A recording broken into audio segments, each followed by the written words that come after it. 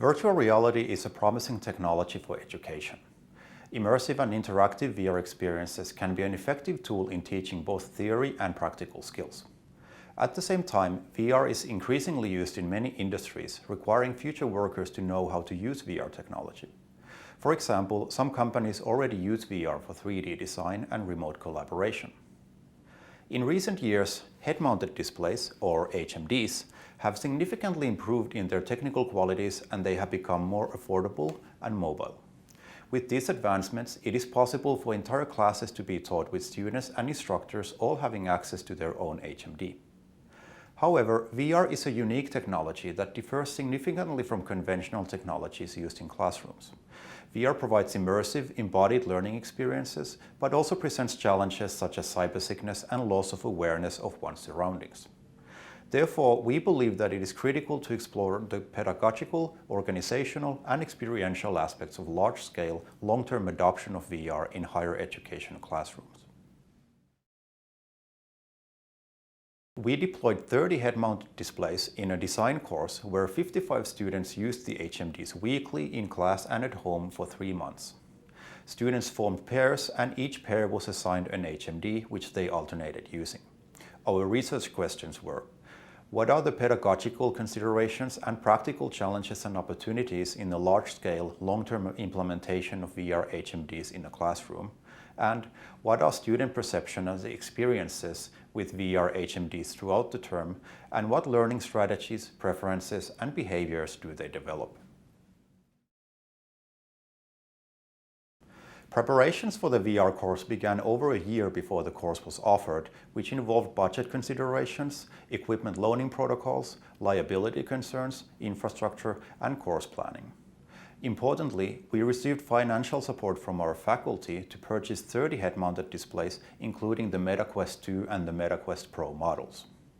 We also secured additional space for the class to support safe learning activities.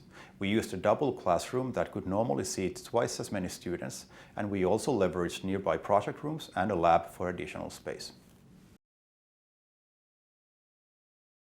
In the course, students mainly used Gravity Sketch, a free 3D sketching and modeling application. Students could also use traditional 3D tools such as Blender and Unity.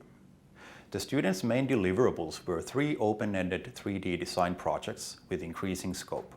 All projects were completed individually with roughly 4 weeks dedicated for each of them. With twice as many students as there were HMDs, students formed pairs and each pair was given 1 headset. Outside of classes, students were allowed to take the HMDs home. The pairs were responsible for scheduling handovers and ensuring equal time with the HMD. A typical class consisted of a tutorial and a free work segment. In the tutorials, the instructor demonstrated how to use Gravity Sketch by utilizing screencasting, a method that allows the VR user to stream their view from inside the HMD onto another screen. In later classes, the instructor also gave tutorials on Blender and Unity. In the free work segment, students were free to learn and work individually with their partner and in groups, while the instructor provided individual guidance and support. We collected feedback from students through questionnaires and conducted in-class observations and interviews. The students were 4th-year undergraduate students in the Global Business and Digital Arts program. Their participation in the study was completely voluntary. We distributed 5 questionnaires throughout the term where students reflected on their learning activities and experiences. A separate researcher conducted observations and interviews in class, focusing on how students worked and interacted with each other. Teaching with VR required technical expertise along with a highly flexible instructional approach to ensure learning outcomes and to respond to a range of student needs.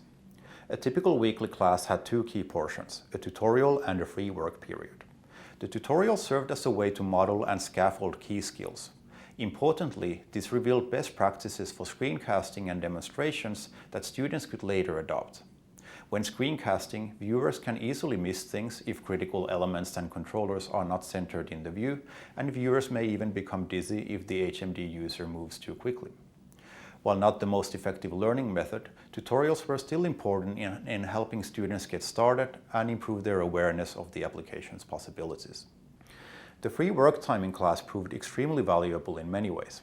It gave students sufficient time for hands-on VR use and to develop on multiple fronts, including developing their own learning activities, building an implicit social etiquette, and understanding and optimizing workflows. Simultaneously, the free work time allowed the instructor to provide individual assistance, including troubleshooting, private tutorials, and feedback. However, the instructor often struggled to attend to all students. Providing support for VR technology can be more time-consuming than with conventional technologies, especially when deploying HMDs at scale. Screencasting was again critical, yet students commonly struggled to clearly demonstrate their work. Cybersickness affected students differently, emerging at various times and improving for some while worsening for others.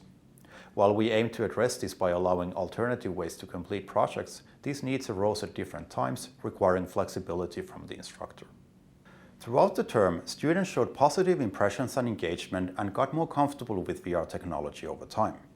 However, cybersickness and technical issues negatively influenced some students' perceptions. We witnessed emerging behaviors from students that fostered a positive learning environment. They developed personalized strategies to mitigate cybersickness, like setting timers and getting to know their own signs to take a break.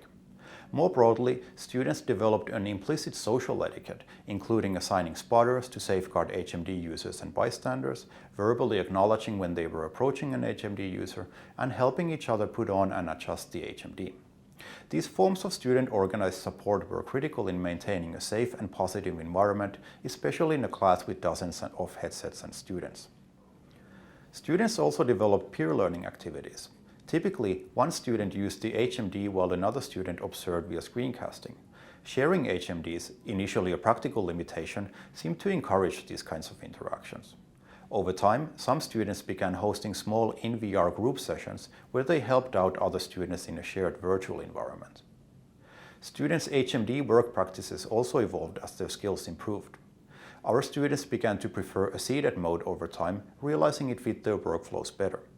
Seated mode also allowed for emerging spontaneous collaborative activities with other nearby students as they were screencasting their work while still working on their individual projects. Based on our findings, we formulate 5 practical takeaways for large-scale integration of VR HMDs into classrooms. Here we summarize the takeaways briefly. 1. Plan and set up the infrastructure for VR use well in advance. Large-scale VR integration requires time, funding, and collaboration. Beyond acquiring HMDs, educators must work with faculty and staff to secure sufficient space, to set up compatible networks, and to establish clear HMD loan policies for students. 2. Leverage the unique benefits of VR as an educational tool across virtual and physical environments.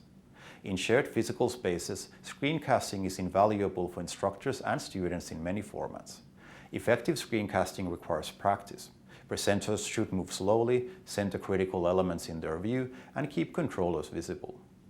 In shared virtual spaces, structured in-VR group learning activities could involve small student groups working on assignments simultaneously. 3. Prepare alternative learning streams and opportunities and support switching between them. Technical issues and cybersickness introduce uncertainties that require proactive strategies. Students should have non-VR alternatives for assignments.